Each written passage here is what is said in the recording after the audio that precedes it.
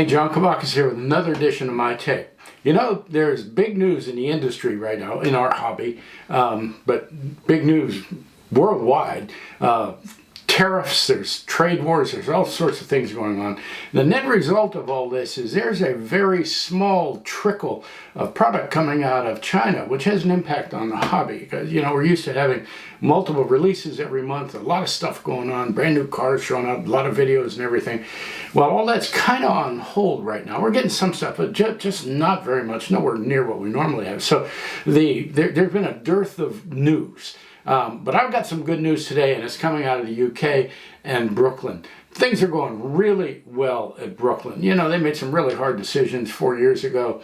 Had an impact on the hobby, on how the size of Brooklin, how they sold their cars, you know, everything was just impacted. And recently they went through a reorganization with SMTS as well. And so the good news is that all of that is working. Brooklin is doing really, really well. They're selling everything they're making. Just released a new Montego over there in the UK. Nearly sold out already just prior to sending everything out. It's happened with the Caribbean. There's some news on one final version of the Caribbean coming out, another sellout smash hit.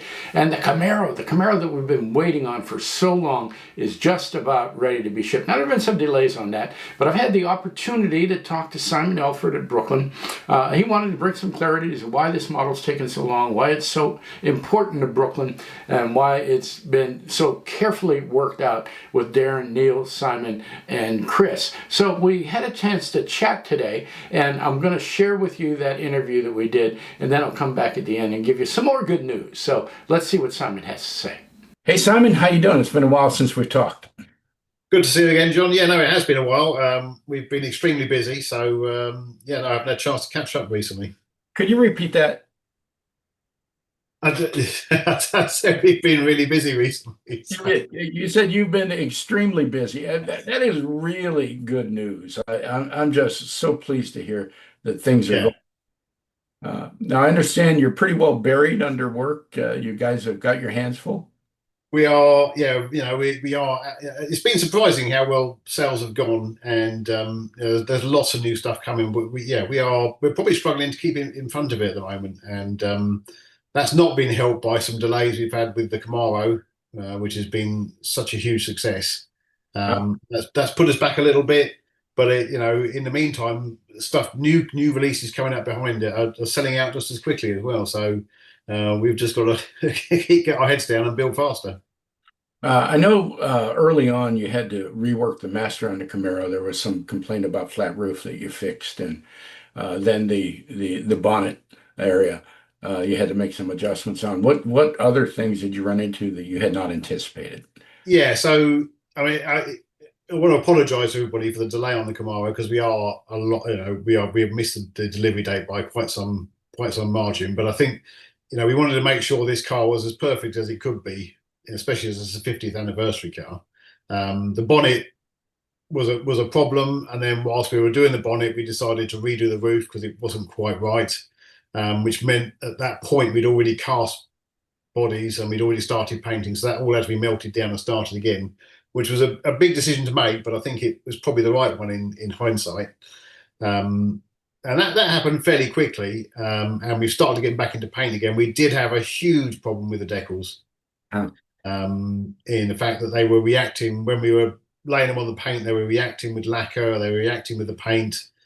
It's a company we've used for years, so the decal people haven't changed. It's the same company we've used forever, and they've obviously changed their decals. The decals are like, they look different and they're reacting differently, and it meant the first 100 cars had to be scrapped again because the decals just reacted so badly. We've got over the problem. We found out what was going on. We've got over the problem, and it's just been every process we've gone through with the Camaro. It's fought every step of the way. It's been one of those cars that it didn't want to be finished. So we've had a few issues with. Darren had a really bad problem the other day with putting some fine detail decals on the bonnets, which is the Camaro badge on the bonnet and the boot, and for whatever reason they've gone yellow, so they've all had to come off and they've all had to be replaced, which is just, getting them off is quite a struggle, getting new ones back. And so everything we've done has just been a struggle. Um, Oh, the final car, this is just me, I know it's just me saying this, and I would do, but the final car is stunning. The actual yeah. finished model is absolutely stunning. We've got special packaging, special base. The car looks amazing. The whole thing comes together. I think it's going to be well worth the wait, however long it's taken. Okay, so let's do a quick review. First off, I'm just so impressed with Darren and Neil, and their attention to detail and their willingness to correct things that might be minor to some people. So I just think that's fantastic. But now that you're getting ready to put these things on bases and ship them, remind us of the different colors that are available. So there's 5 different colours. We've got rally green. I've got to remember all the colours now. Rally green, garnet red, Daytona yellow, Hugger orange, and Le Mans blue. That, So 50 of each colour. And they've got black stripes on the yellow and red cars, and the rest have all got white stripes. mm. And each car's got a slightly different interior as well. Your packaging, you said that it's got unique packaging, but from what we saw in Chicago in March, there's a bunch of little collectibles that are coming with it. What's included in the package? Yeah, so you get so you got it comes in the unique box. So it's got the 50th anniversary logo on top, and then it comes on a specially made base, and then it's going to come with a badge, 50th anniversary badge, so it's like a lapel pin, and then there's also a signed card inside. So they're color coded cards to each car, which will be signed by Darren, Neil, myself, and Chris, who did all the 3D work on the car. Fantastic. Yeah. Yeah, I think it's going to be a good little package. Mm. Um, and I wish it had been out a bit earlier, a bit more on time for the 50th. But it's going to be worth the wait, I think. We'll celebrate the 50th late with you. Yeah, No, it's going to be. I think Darren has done a really good job of adding those little extra details to it. Chris did a really good job of the 3D stuff. It came out really well, and then Darren just takes it and adds those little Brooklyn style to it, but adds all those little extra details that really pick it out, and they do look lovely for it. I think Darren is a wizard of white metal, and I know that probably embarrasses him some, but Well, we give him a hard time over it, so we keep him grounded. yeah, well, the you'll see more of that. Don't worry, that's not going to go away. Now there was also a promotion when you first announced the model that there was going to be a special version available, a one of one. Can you tell us about that? Yeah, so we did. We said to anybody who put an order in for the Camaro, we put their names into a hat, and so if you bought 5 Camaros, you'll get 5 chances in the hat. If you bought two, you'll get twos. Therefore, and we're producing a pewter. So whenever we do our making our models, we always produce a pewter version of it, which is for our submasters, for our patterns to keep. And we've made an extra one on top of that, which will be polished and all built up on a base, and it'll just be a one-off direct from the factory. And then we'll do a one. Darren's going to finish that off, and we'll do a video and pull a name out of the hat for the winner. Fantastic, fantastic. And we'll let you know when that is, and I can combine video on that one, I think. Okay, and I'll make sure the details get put down there in the bottom of this video on YouTube if people are curious about it. The other thing is, you sent us a kind of a hand sample for the show in Chicago last March. I roughed together so we could see what. Yeah. Yeah, and we're going to be giving that away on the Brooklyn and SMTS Collective Facebook page. That'll be our next giveaway. We'll probably announce that sometime in the next couple of days or so. So there's a lot of neat stuff going on. Yeah, no, that'll be nice actually. That's extreme. That's just Darren just put that together. He wanted to make sure everyone does something for the show, and it's the very first one finished and built. So yeah. And it was very impressive. So that really kind of raised the level of excitement. I think a lot of people were kind of holding their breath to see how this would come out. Yeah, it's late 60s. It's an iconic car. But having that model in hand and realizing it's a faithful reproduction of the 1-1. I love that. Hey, so you tell us about the Montego. So yeah, in the meantime, we've carried on building other things. So obviously, we've got some staff here at we obviously got SMTS and Brooklin combined, and we help each other out with projects. And in that time, we've been working on the Austin Montego, which I don't know if many American customers will know exactly what that was, but it was a popular family car with a period of 1984. It was released, so a very popular car with a period. And we've done the saloon version, four-door saloon, and we've done the estate. Mhm. We've just finished the saloons, and they're going out for delivery this week. And the What estates will go out next month probably. colors are the saloons available in? The saloons are well, they were Moonmaker Blue and Clove Brown. We've actually sold out of the blue car, but we're going to have to do another batch because they've pretty much sold out already. So we'll do some more blue cars, and we'll probably do another color, but we haven't decided yet. No, I like that term sold out.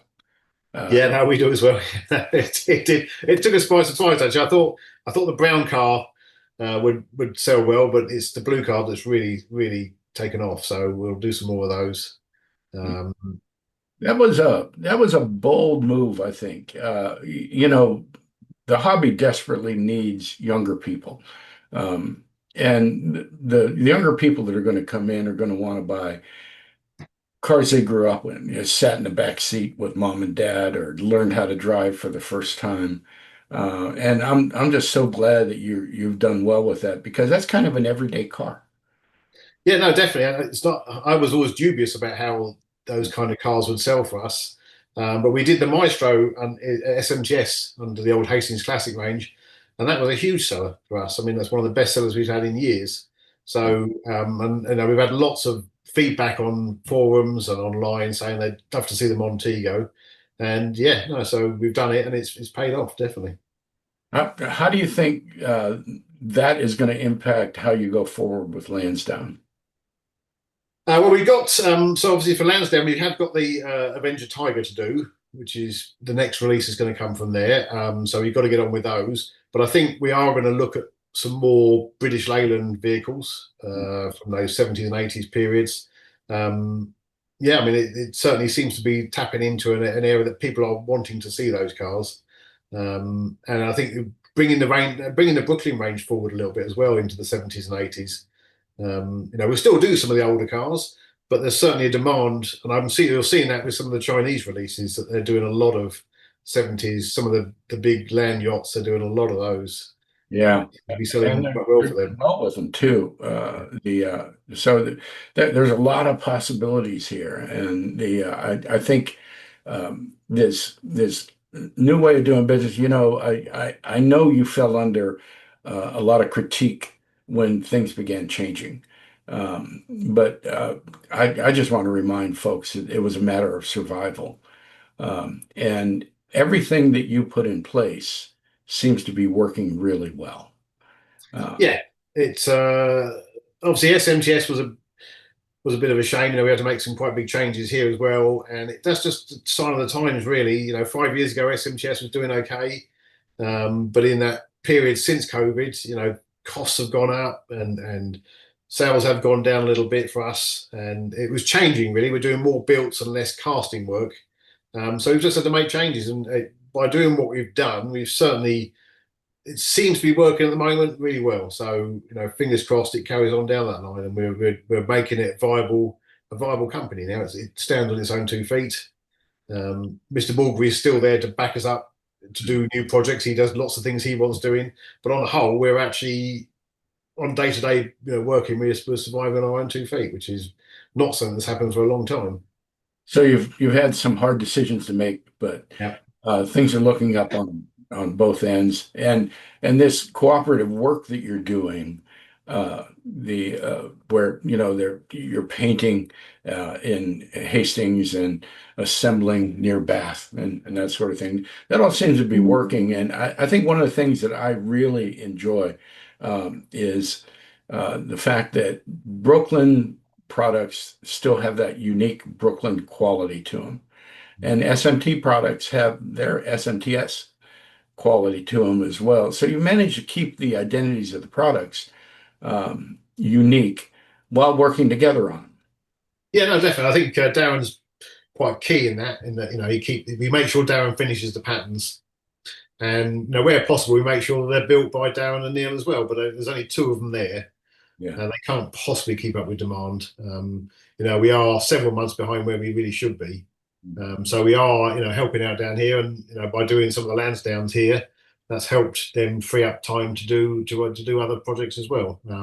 Now we've got a full order book here at SMTS as well. So we're building planes at the moment, and we're doing several other projects for a chap in Germany who does art, and we're doing models of his art. It's quite an interesting, unique thing that might come later on. We might show some stuff of that. So yeah, no, it's good. But by working together as we are, it's certainly combining the two companies, combining the skills of the two companies, because there's the 3D stuff is something that Brooklyn haven't really captured as well as they should have done up to now. I'll tell you, I'm fond of saying that I think that Brooklyn SMTS are producing the finest white metal models that have ever been produced. So all of the heartache that started with that COVID, Yeah, yeah. all the changes and everything are paying off in a much, much better model for the collectors. And I'm surprised you've been able to keep the price down as much as you have. Yeah, I think some of the problem is before we were running such huge factories that the costs were just outweighing everything. And now we've cut down our budgets and cut down our staffing costs and cut down all the overheads. It's made us more viable, and we can try and keep a hold of the prices as much as possible. Mm. If things keep going up around the world, we'll have to keep reviewing that. But at the moment, we've got it settled just right, and hopefully it'll carry on like that.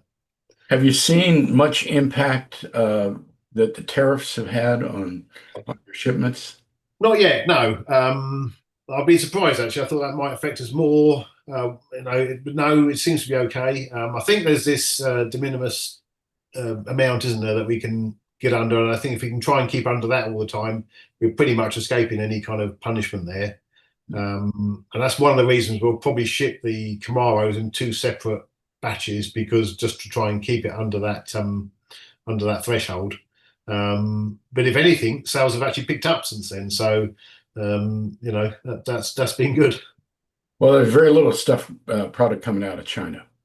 Yeah, obviously that's affecting the Chinese companies, and you might think that might make us smile a bit, but it's I do worry for other areas of the collecting market, especially in 43rd.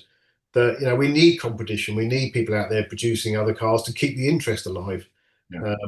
And we're very worried for people like Corgi and Vanguards over here at the moment, which are hopefully they're going to be okay, but they seem to be struggling a little bit. And it'd be devastating if one of those companies was to go.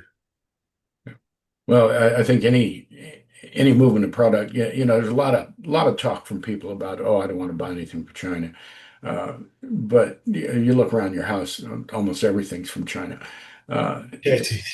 And you're right, we do need that healthy competition. And realistically, we're looking at Corgi and Vanguard, and some of the resin makers. Those are entry level, and we need those guys. It keeps the general interest going. We always want to, those things to look at, always things to see. And that's, I'd say that's of course affected us over the years. That's got less and less, isn't it? There's less companies than there ever were, and that just affects the hobby. Yeah. But we'll keep fighting our end and keep producing what we can. Okay, so it's all good news. I love this. I get excited when I hear how well things are going. What's coming down the pike that we can look forward to? We are working. We've just started working on the new release for Elmo Models. So the Plymouth Roadrunner, that's coming up soon. And we will, although the pattern's been finished, we're going to start casting the new club model for this year for the Brooklyn Collectors Club. And that is what? It's a 1960, sorry, the 1960 Lincoln Continental. which I think we were just discussing earlier on, which is quite a unique car. It's only very few built, but it's going to look stunning. I think they've chosen a nice one this year. And Darren's done the changes to our existing pattern and changed the roof. I think it's going to go for 2 doors. It was 4 door, I think. It's gone to 2 door, and he's just finished all those stuff. And I think when Neil's on holiday right now, typically, but as soon as he gets back, we're going to get him straight onto moulding that and get it ready. Well, I know Darren labored over that roof line. Yeah, no, he did. Yeah, he did. He did. And of course, he's been trying to do all that whilst doing stuff for the Camaro and doing other bits and pieces. So he's not just, he's having to do several things all at the same time.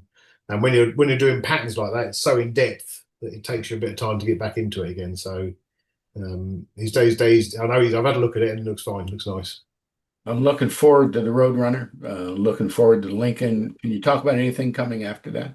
Yeah, no, after that, well, we got the Hillman Avenger Tiger, which we keep saying we're going to do, and that's all cast and ready for me here to start building. So I need to get on and spray those as soon as I can free up some time. And then, of course, we've got the Hot Rod, which again is all cast here and ready to go. Darren's made a couple of small changes to it now to improve it slightly. So that's coming. And then we've got some more Packard Caribbeans, which has been a super sellout. And we're doing one more colour there. We've done 3 different variants of that now. And we're going to do one more colour. And that's going to be the baby blue over white, Packard white. Wow. White. And that's going to be with a similar two-tone interior. And then we're going to do those as baby blue over white and white over baby blue. So we'll do 2 different splits. And that'll be the last run outs we do of those. Boy, that's been a huge success for you. Yeah, it has. Yeah, it has, and they've continued to sell really well. So I think we're just running out of colours to do that in. Really, there wasn't many colours of that. So I think that and I know it's been done recently by Ultra Modelo as well. So I think we'll have got what we can from that one. I love the fact that on my shelf I've got the Auto Modelo displayed right next to the Brooklyn. And they're both great models. I mean, Jim Cowan over at Auto Modelo always does a good job. He's got Raffi working with him, and so it really is a nicely done model.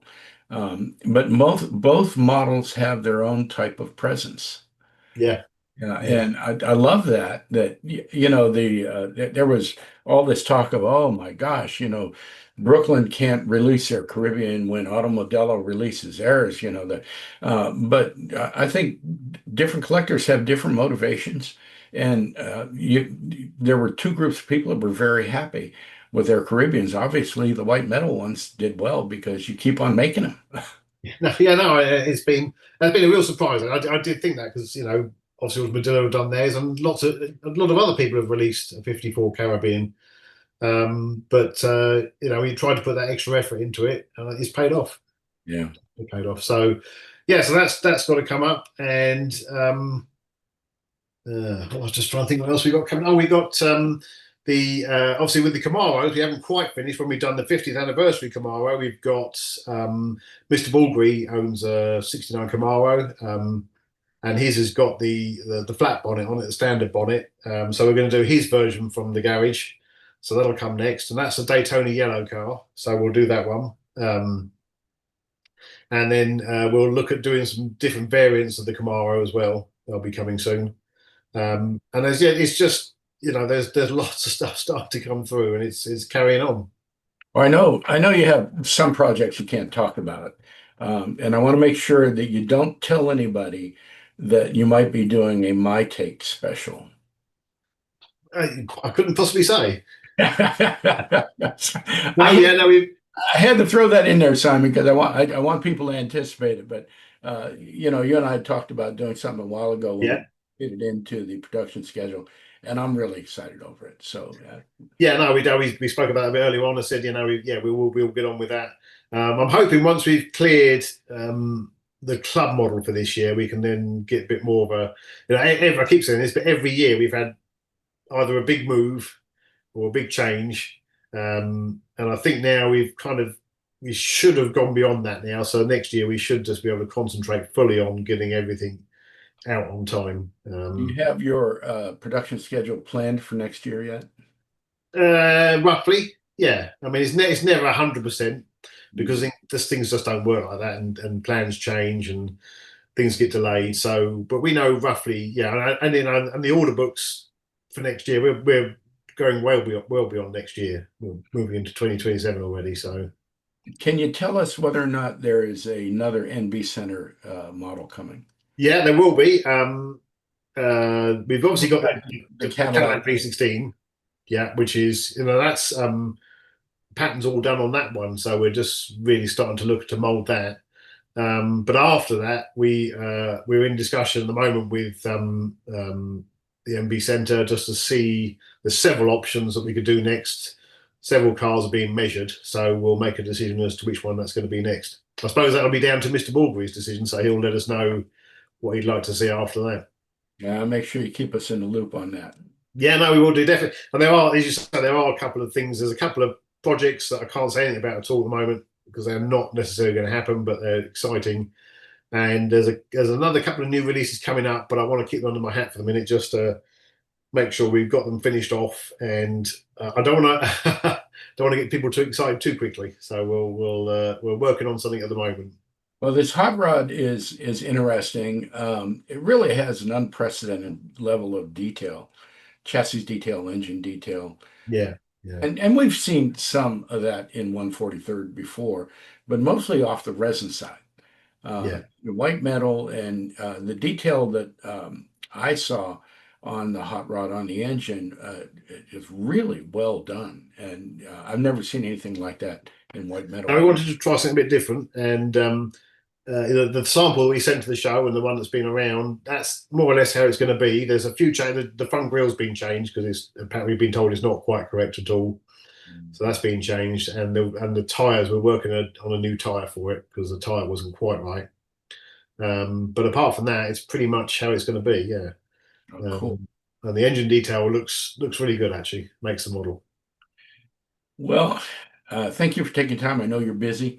Tell Darren and Neil that they have our deepest appreciation, and of course, Chris is a valuable contributor as well. I'm glad there's good news, Simon. I'm glad that things are looking up, and I'm hoping that somewhere in there you're getting some time to spend with your family. Yeah, no, definitely. Yeah, it's that's the most important thing, definitely. But it's been a worrying start of the year. I think it was tough.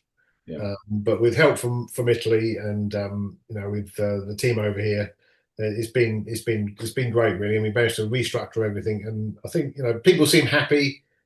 Things are working quite nicely, and we're getting the work out in a better fashion than we have for a long time. Looking forward to all that's coming down the pike. Thank you very much, Simon. Cheers, John. Thank you very much. Yep. Okay, so there we are. All good news all around. There's a bunch of product coming from Brooklyn. If you're a white metal collector, this is some of the best stuff we've ever seen. I keep saying that over and over again. I hope you've had a chance to sample the new product coming out of Brooklyn. Once again, it is some of the best white metal models ever made, and they're just firing on all cylinders. So the Camaro's coming out. It's coming out very soon. They're hoping to ship next week. When we were in Chicago last March, Brooklyn very graciously sent us a sample of the Camaro. I've got it right here. I'll have some pictures for you. You probably saw them in the video. So it's not a complete model. It's a rough prototype to show us the fidelity, how faithful the model is to the 1.1, and it is spectacular even in this unfinished state. Well, this is a one-of-one model. We're going to give it away on the Brooklyn and SMTS Collective Facebook page. So find us on Facebook. If you're not a follower of the page, if you haven't joined the page, join the page, leave a comment. Sometime over the next 30 days or so, everybody who leaves a comment will be eligible for the prize-winning model that we have right here. It comes with all the original packaging. You got the unique packaging. It's got a color card, depending on what color you order, and even a little lapel pin. Really nice package, and it's going to be a spectacular model, and you can have the pre-production prototype to add to your collection. One of one. There's no others like it. Now, the other thing we got, and I'll have some pictures for you, so we have a sample of the hot rod. Again, it's not finished. Some tweaking needed to be done from this. We had this in Chicago in March. Well, I'll be publishing some more pictures of it so that you get a preview of what that hot rod's going to look like. Favorite project for Darren, he's got a lot of passion for this. It's another model I'm really looking forward to, and I'm really eager to see what colors they do. I know Simon has been challenged by some of the newer paints, and we may see some of that on this hot rod. So that's all the good news from Brooklyn. Great stuff. Sitting on the benches right now, a whole lot of stuff coming. White metal is alive and healthy and doing well, and Brooklyn appreciates all the encouragement and support that they get from the Brooklyn fans. So and so does this channel.